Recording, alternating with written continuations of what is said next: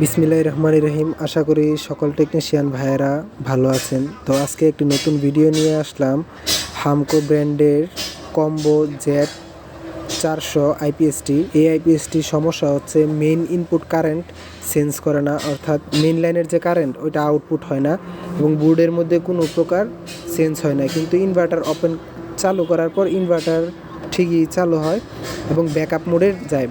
তো আমি step by step কাজ করলাম।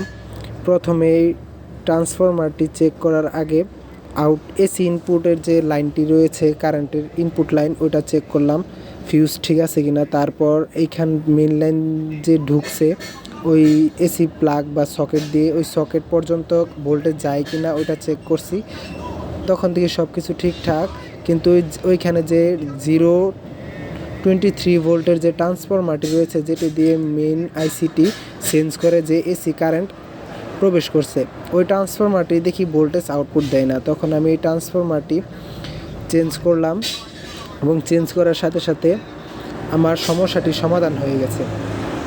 তো আপনারা চাইলেই যে কোনো কাজ প্রথমে দেখে সুন্দর ঠান্ডা মাথায় চিন্তা ভাবনা করবেন যে কোথা থেকে কোথায় সমস্যা হতে পারে।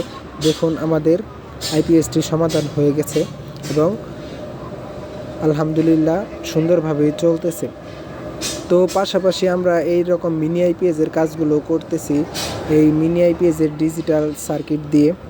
তো ভালো থাকবেন সবাই, আল্লাহ হাফেজ।